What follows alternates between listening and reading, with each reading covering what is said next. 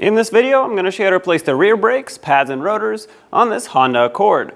Located right behind your rear wheels, so let's get started. Use a 19mm socket, remove all 5 lug nuts, and then remove the wheel.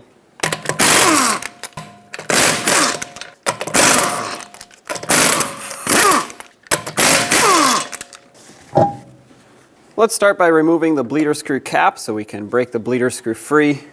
Sometimes these get stuck, so they need a little bit of help. Now use a 10mm wrench. Break this free. There we go. Snug it back up so fluid doesn't leak, but at this point it'll be easier to break free again once the caliper is off of its bracket so we can push that piston back. Now use a 14mm wrench or socket. Break these 2 bolts free that hold the caliper onto the bracket.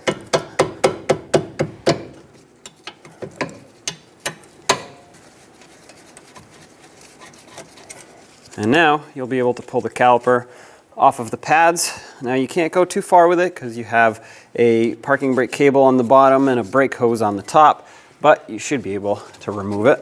You may need a little bit of persuasion from a pry bar if it's really stuck. Okay, there we go. Set this aside. Now with the caliper off, let's break free this bleeder screw again. Once again, this should be a lot easier now that we've already done it once. What you'll need now to push this piston back is one of these piston rewind cubes. And what this does is the 4 notches will go into the 4 slots and help you turn it as you press it. This shouldn't require a lot of force. If it does, most likely it's seized inside and it's going to require a caliper replacement. I have a collection bucket to catch the fluid. Here we go. Oh, there we go. Broke free. And now it's pushing in. There we go. All right.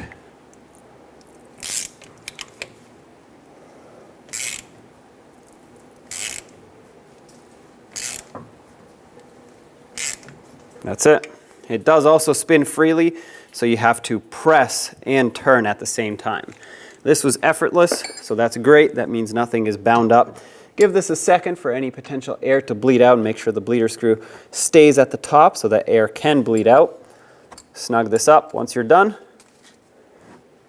There we go. You don't need to crank it down too hard. These are easy to break or strip off. So now what I'm going to do is clean all this with brake parts cleaner so we can get rid of all the brake fluid that's dripping down.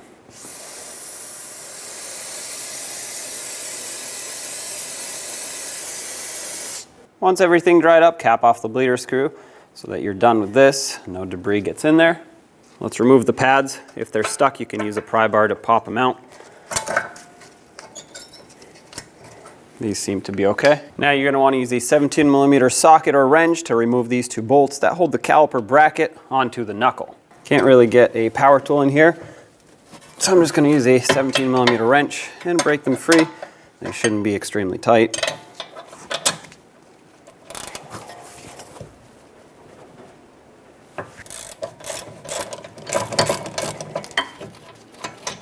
Take one out and remove the other one.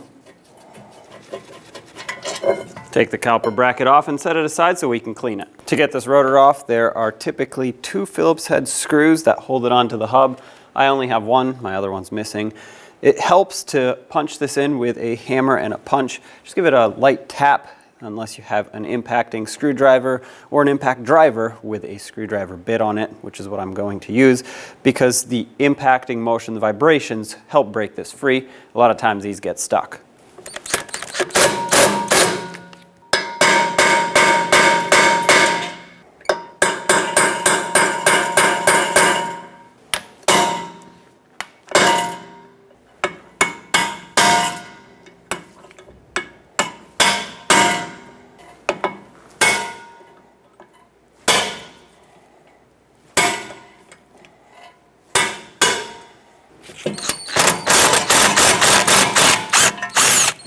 All right. Well, considering the condition of this screw, I will not be putting it back, so I'm going to discard it. If you have one that is reusable, go ahead and put it back or source new ones if you want them. Once again, for me, not putting this one back. All they do anyway is just hold the rotor on, so once your caliper and wheel are on, it makes no difference. Now you can remove the rotor. If it's seized on the hub, tap the surface and make sure you don't hit the lug studs, but that should break it free the rest of the way. Watch out behind here because there's two little shims. If any of these shims fall off for you, they actually go right here on the ears that mount the caliper, or caliper bracket I should say, to the knuckle.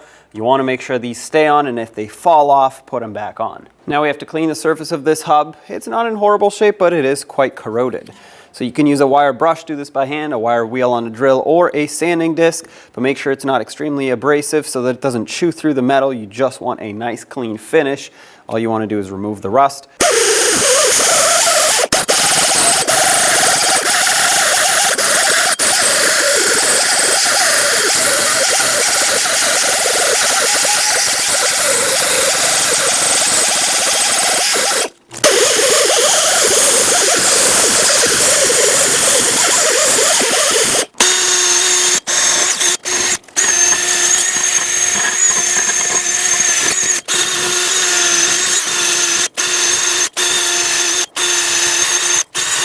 Rinse everything off with brake parts cleaner once you're done.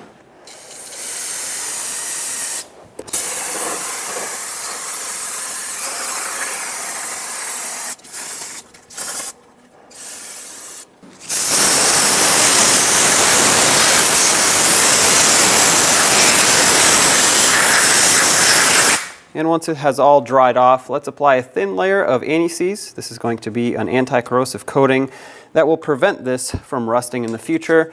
It'll also prevent the rotor from seizing on, so go around the center bore of the hub and apply a thin layer. Now you don't want too much because if you put too much, it'll actually squeeze out once the rotor goes on and it'll start flinging everywhere. You want to try to avoid that, but a nice thin layer should go a long way and protect this hub from rust for a long time.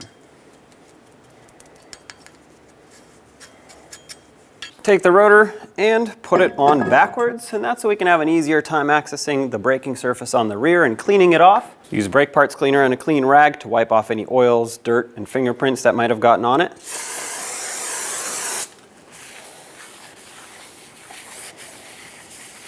Take it off, flip it over, and put it on the right way. At this point, you'd also want to line up the two holes for your retaining screws, but I'm not reusing them, so it doesn't really matter for me. Clean this up.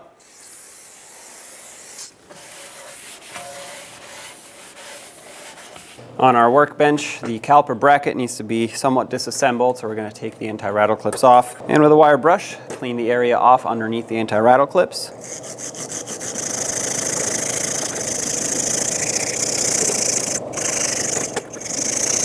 If you have a lot of rust buildup, you may need to sand this down a little bit. Mine looks pretty good. With this cleaned off, give it a quick rinse with brake parts cleaner. And then apply a very thin layer of silicone paste that's rated for brakes or high temperatures, or brake grease if that's what you have, where you cleaned, so that this doesn't corrode in the future. And you don't want too much because if you put too much, it'll actually squeeze out when you put the anti-rattle clip on and get on your brakes. Once you have that coated, take the new anti-rattle clip, press it down into position right here in the center. That's where it locks in. Press the two tabs down. And that's installed. Flip it over, do the same on this side. Now we have to remove the slider pins so we can clean them and re-lubricate them. So pop them out of their boots. Looks like I still have plenty of good grease in there, which is a good thing. Sometimes the boots break or swell and water gets in, the grease comes out, and these seize up. If you had a lot of dried up grease or even corrosion, you would just pop the boot off, clean in there with a bore brush, but once again, not too concerned about it. So this boot can stay in there for me. What I will do is take some of that silicone paste and put it inside of the folds of this boot. That's going to create a reserve of grease that's going to lubricate the entire pin as the brakes operate over time. Put some on the rest of the pin and make sure you get some up in this ridge here where the boot seals up. Slide it through. There's probably going to be air trapped in here, so push the pin in, squish the boot, and that should get your air out of there and any excess grease. Wipe this off, give this a few twists and turns to make sure everything operates smoothly, which it does. Do the same on the other pin. Take the caliper bracket, watch out for those two little shims there that you don't knock them out.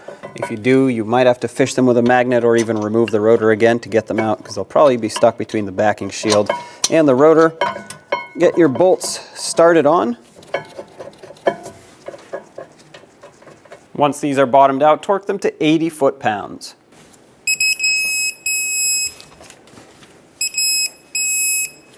Let's put the pads in. The inner pad gets a wear indicator on the bottom.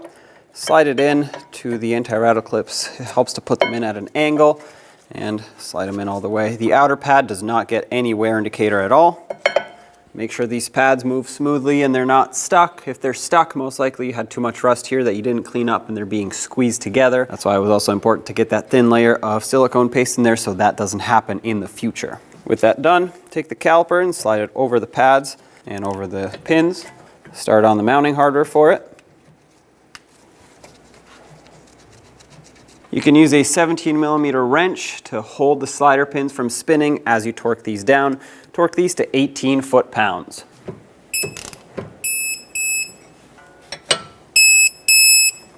Now do the same on the other side. Pump up the brake pedal. Let's top off the master cylinder.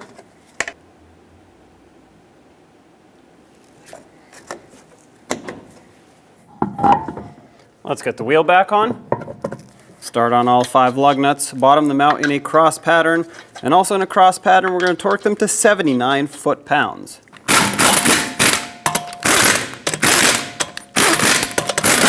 Once again, 79 foot-pounds in a cross pattern. Here we go.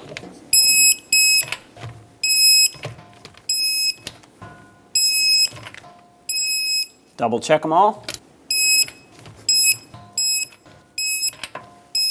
Take it for a road test. When only the best will do, demand TRQ. The only company that lets you view before you do. TRQ is committed to offering the highest quality aftermarket auto parts that are engineered for peace of mind. Thanks for using and viewing with TRQ.